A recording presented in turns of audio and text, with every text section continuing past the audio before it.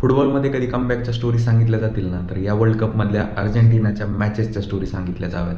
कारण लास्टच्या 4 मॅचेसमध्ये त्यांनी मागे राहून काही कमबॅक करून दाखवले आणि काल पण त्यांनी तेच केलं.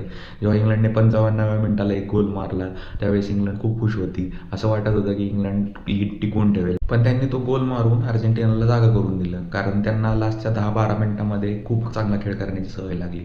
त्यामुळे त्यांनी 6 मिनिटांमध्ये लिओनेल मेस्सीच्या हेल्पने 2 असिस्ट घेऊन एक गोल एन्झो फर्नांडिसने मारला, सुंदर कल मारली आणि दुसरा गोल हेडर मारला आपल्या लॉटरो मार्टिनेजने सबस्टिट्यूट येऊन. त्यामुळे इंग्लंडच्या डिफेन्सला काही करावं असं वाटलं नाही. तसेच त्याच्या आधी पण मॅकॅलिस्टरचे ऑलमोस्ट 3 शॉट्स ऑन सेव्ह केले पिकफोर्डने, त्यामुळे तरी स्कोर लाईन कमी वाटत आहे. तरीच पोस्टला पण बॉल लागला होता.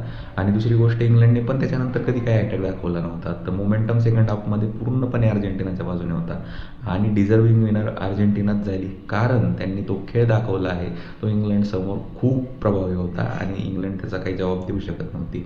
आज केन पूर्णपणे गेमच्या बाहेर होता. बेलिंगम चांगला खेळत होता, बट बाकीच्या लोकांनी डिफेन्सने थोडंसं कमी खेळ दाखवला. यात एक मेन्शन करावं असं वाटेल, जेड स्पेन्स. त्याने जर खेळलं नसतं तर आणखी 1-2 गोल झाले असते. त्यामुळे इंग्लंड चांगली खेळली, कम्पॅरेटिव्हली खूप टफ फाईट दिली. बट अर्जेंटिना आता स्पेनबरोबर जाऊन खेळणार आहे. बार्सिलोना फॅनसाठी एक सुवर्ण संधी असेल मॅच बघण्याची, त्यामुळे ही मॅच बघायला विसरू नका.